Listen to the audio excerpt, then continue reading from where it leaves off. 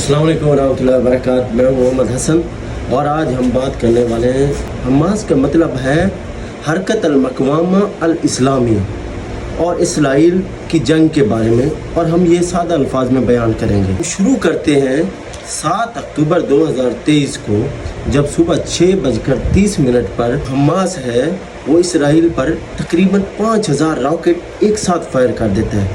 इस पे भी एक सवाल है कि हमास को हर तरफ से इसराइल फोर्सेस ने घेरा हुआ है, लेकिन ये 5000 रॉकेट कहाँ से आ गए? इसको किसने पीछे से बैकवर्ड पे पैसा दिया, कहाँ से आए? इस पर तो हर किस्म की पाबंदी लगी हुई है। वो तो सिर्फ मेडिसिन भी नहीं इंपोर्ट कर सकते। अच्छा, इसके साथ ही 7 अक्टूबर को सुबह 7 बजे हमास की तंजीम के 3 गिरोह, एक बहरी, दूसरा हवाई और तीसरा बाय रोड एंटर करते हैं गाजा पट्टी से इसराइल में। इसराइल और गाजा पट्टी का जो बॉर्डर है, इससे तकरीबन 5 किलोमीटर के फासले पर इनका एक इवेंट चल रहा होता है होलोकॉस्ट का, जो भी इनका 1 अक्टूबर से लेकर 7 अक्टूबर तक इनका एक इवेंट चलता है, जिसे साकूत भी कहा जाता है। ईद साकूत कहते हैं, ईद ख़याम भी कहते हैं। ये उस खुशी में है, इन्होंने 2000 साल पहले इन्होंने कोई आज़ादी हासिल की थी मसरियों से। उसके अलावा ये 40 साल तक भटकते रहे थे अपनी पाक सरजमीन को ढूंढने के लिए, उसकी खुशी में ये मनाते हैं। तो ये इनका इवेंट चल रहा होता है, ऊपर से हमास की तंजीम के बंदे आते हैं और फायरिंग शुरू कर देते हैं, जरकमाल लोगों को बना लेते हैं। उसमें जो उनका ऑर्गेनाइज़र था वो मारा जाता है, को ऑर्गेनाइज़र है उसको बंदी बना लिया जाता है। 9 बजे जो है इनका जो इजराइल का प्राइम मिनिस्टर है वो जंग का ऐलान कर देता है। वो कहता है कि हम इस वक्त जंग में चल रहे हैं। इस जो ये इवेंट पे जो फायरिंग की जाती है, उसके सिलसिले में तकरीबन इनके कोई 260 बंदा मारा जाता है और 199 तो मुझे नहीं मालूम, लेकिन 199 बंदा इनका बंदी बना लिया जाता है। और याद रखें कि ये बंदी किस लिए बनाया गया है। आज से तकरीबन 12-13 साल पहले 2006 में इसी तरह एक वार में इनका एक टैंक का जो ड्राइवर था, टैंक ऑपरेटर था, उसको जो है हमास के कुछ बंदों ने उठा लिया था। उसके बदले में इन्होंने 5 साल तक ऑपरेशन किया, लेकिन उस बंदे को नहीं ढूंढ सके। उस बंदे को हासिल करने के लिए इन्होंने 1027 बंदे को, जो हमास की तंजीम के बंदे थे, जंगजू थे, उनको छोड़ा और उसके बदले में उन्होंने एक बंदा जो है इनका इसराइल का छोड़ा। अभी उसी पर्पस के लिए उन्होंने इनके 199 बंदा जो है इन्होंने बंदी बना लिया। अब अगर आप इस लड़ाई को समझना चाहते हैं तो हमें चलना पड़ेगा 1948 को, जब ब्रिटिश ने, UN ने, यूनाइटेड नेशन ने इनको छोड़ना चाहा। पहले तो ये सल्तनत उस्मानिया थी, खैर वो एक बहुत लंबा चौड़ा टॉपिक हो जाएगा। सल्तनत उस्मानिया के छोड़ने के बाद यहाँ ब्रिटिश की हुकूमत आई। ब्रिटिश ने जो है अब इसकी जान छुड़ानी चाहिए, तो फलस्तीन ने अपने मुल्क का मांग की कि फलस्तीन हमारा है, हमें वापस कर दो। इसराइल ने अपनी मांगी। तो इस पर जो यूनाइटेड नेशन है या बरतानिया या US है, वो हमेशा 2 कौमी नजरिया मानता है, जैसे पाकिस्तान और इंडिया पे माना गया। लेकिन फ़लस्तीन इसके बारे में राज़ी नहीं था।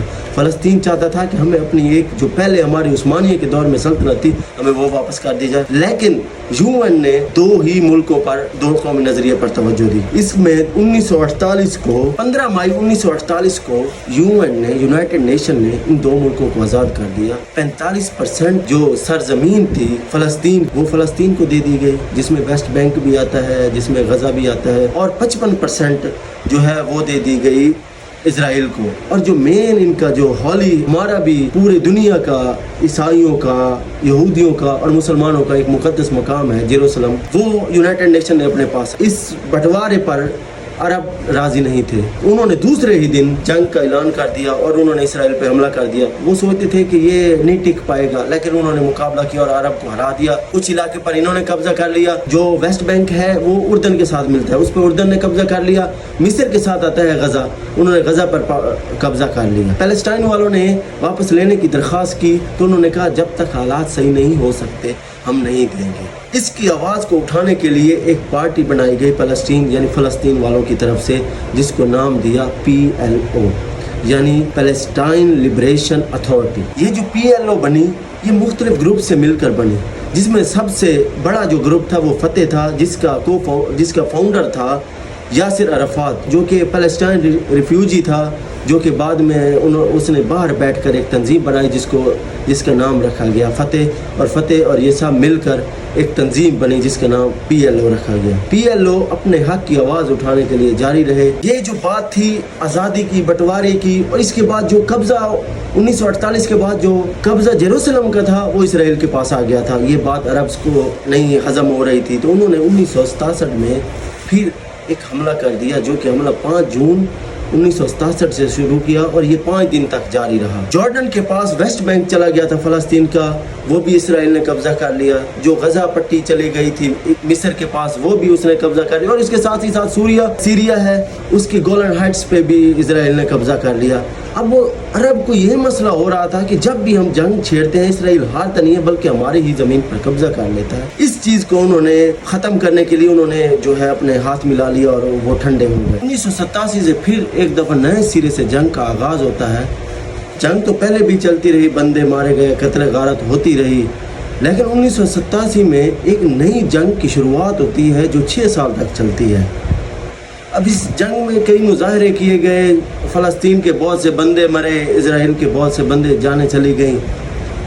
اس جنگ بندی کرانے کے لیے ناروے کے شہر اوسلو میں 2 ان کے جو مین بندے ہوتے ہیں، مسٹر عباس PLO سے اور اسرائیل سے رابن، جو ان کے اس وقت کے پرائم منسٹر تھے، وہ اکٹھے ہوتے ہیں اور یہ ایک معاہدہ طے پاتا ہے کہ اس جنگ بندی کو روکا جائے، ان کو غزہ پٹی اور ویسٹ بینک دے دیا جائے اور جنگ بندی کا اعلان کرا دیا جائے۔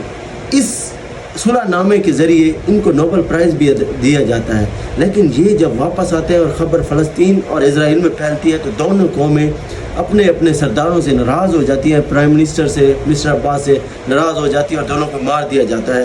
اور اس سلسلے میں کئی مظاہرے بھی ہوتے ہیں۔ اسرائیل میں ان مظاہرے کو ڈیتھ ٹو رابن کا نام دیا جاتا ہے کیونکہ رابن مارا جاتا ہے، جو آج کا پرائم منسٹر ہے، اس وقت یہ بھی مظاہروں میں شامل تھا۔ فلسطینی جو لوگ ہیں وہ یہ باتیں کرنے لگ جاتے ہیں کہ یہ ہم پورے اسرائیل کی مانگ کر رہے ہیں اور یہ ایک چھوٹا سا فلسطین لے کے آ گیا، اور جو اسرائیل کے بندے ہیں وہ یہ کہتے ہیں کہ ہم تو ان کو ایک انچ بھی جگہ کا نہیں دینے چاہتے، تم کیسے دے کے آ گئے۔ اور اسی درمیان 1987 اور 1993 کے درمیان ایک اور تنظیم جنم لیتی ہے جسے برادرہڈ مسلمز یا الاخوان المسلم کا نام دیا جاتا ہے، جس کے جو ہیڈ ہوتے ہیں ان کا نام ہے یاسین احمد شیخ۔ ابھی دا فرسٹ انتفاضہ چل رہی ہوتی ہے کہ اسی کے دوران ایک اور تنظیم جنم لیتی ہے جس کو مسلم برادرہڈ یا الاخوان المسلمین کہا جاتا ہے۔ اس کے جو شیخ ہوتے ہیں یعنی جس کے سردار ہوتے ہیں اس کا نام ہوتا ہے الشیخ یاسین احمد، جو کہ فلاح و بہبود کے کام کرتے رہتے ہیں۔ ان کو فنڈنگ بھی اسرائیل سے، UN سے، برٹش سے ہوتی رہتی ہے کیونکہ وہ سکولز بناتے ہیں، بچوں کے لیے فنڈز جاری کرتے ہیں اس طرح کے۔ تو جب یہ جنگ چل رہی ہوتی ہے تو اسی دوران جو ان کے سپورٹرز ہوتے ہیں وہ اپنے شیخ یعنی یاسین احمد سے کہتے ہیں کہ ہم اس کے بارے میں کوئی رسپانس نہیں دے رہے، ایک اکیلا PLO ہی اس کے خلاف لڑ رہی ہے، اس سے ہمارا بہت غلط تاثر جاتا ہے عوام کو۔ تو جو شیخ یاسین احمد ہوتے ہیں وہ اس مسئلے میں پڑھنا نہیں چاہتے، وہ کہتے ہیں کہ ہم نے اطمینان سے، امن سے جنگ جیتنی ہے، ہم کسی لڑائی میں نہیں ہیں۔ الحرکت المقوامہ الاسلامی یعنی حماس، یہ جو حماس ہوتی ہے یہ پہلے تو فلاح و بہبود کے کاموں میں رہتی ہے، لیکن بعد میں یہ لڑائی میں شروع ہو جاتی ہے۔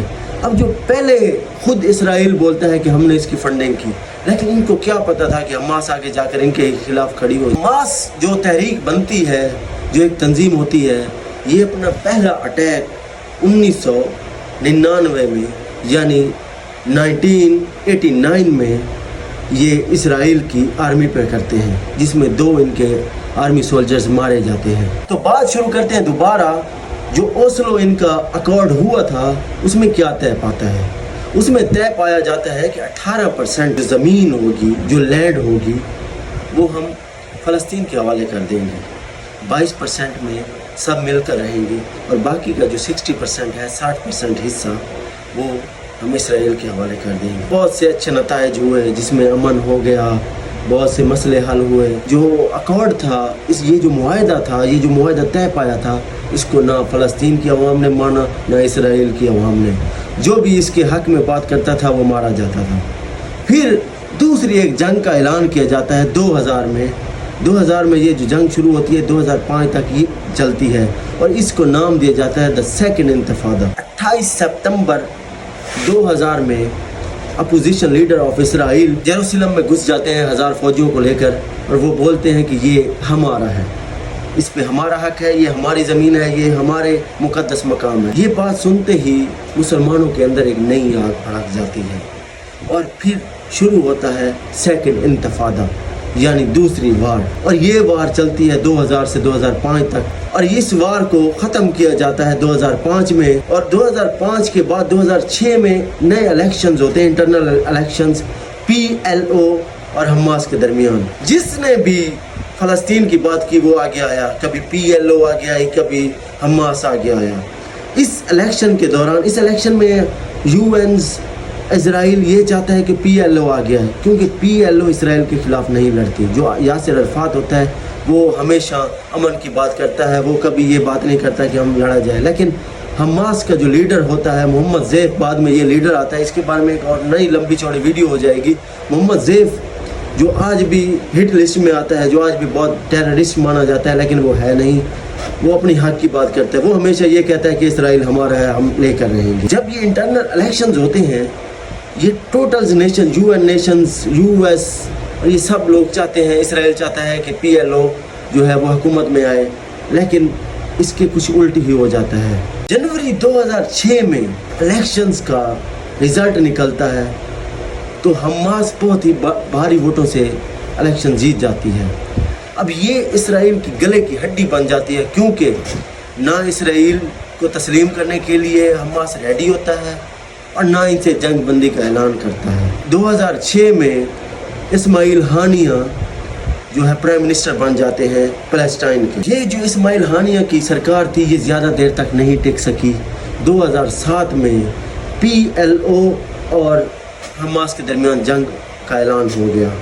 पहले बहुत सी लड़ाइयाँ चलती रही लेकिन बाद में इन्होंने 2007 में जंग कर दी इन्होंने और इस जंग का नाम दिया गया द वार ऑफ गाज़ा, जिसमें PLO ने वेस्ट बैंक पे कब्ज़ा कर लिया और जो हमास के सीटें थी वेस्ट बैंक में उनको उधर से भगा दिया गया और जो गाज़ा में PLO की सीटें थी इधर से उनको निकाल बाहर फेंका गया। तो अब भी आते हैं जो अब लड़ाई शुरू हो चुकी है इसके पॉइंट ऑफ व्यू पे। 2021 7 अक्टूबर को इजराइलियों ने मस्जिद अक्सा की स्पीकर की वायर काट ली। वो इसलिए काटी 2021 में जो इनका होलोकॉस्ट का जो इनका इवेंट होना था, ये नहीं चाहते थे कि अजान की आवाज़ इनके कानों में मुखल्लल पैदा करें, इनके म्यूज़िक सिस्टम में वो करें। तो इससे मुसलमान फिर भड़क गए। उन्होंने इसका बदला लेने के लिए दोबारा से इन पे जो है हमला कर दिया। इस हमले में 2000 से ज़्यादा इजराइली मारे जा चुके हैं और कई मुसलमान मारे जा चुके हैं। इसराइल चाहता है कि फ़लस्तीन को सिरे से ही ख़त्म कर दे, लेकिन ऐसा नामुमकिन है क्योंकि जो हमास के लीडर्स हैं, हमास की अस्करी है, हमास की फ़ौज है, उन्होंने नीचे टनल्स तैयार किए हुए हैं, खंदकें बनाई हुई हैं जिन पे रॉकेट का कोई असर नहीं होता। लेकिन इनका भी एक तोड़ है इसराइल के पास। इन्होंने US से अर्थक्वेक बॉम्ब ले रखे हैं। 2021 में इन्होंने 5000 बॉम्ब लिए थे। अब इनके पास अगर कोई हल और ना हुआ तो यही फायर करेंगे। तो हम इस पर बहुत ही मजम्मत का इजहार करते हैं। इंशाल्लाह अगली वीडियो में हम इससे आगे शुरू करेंगे।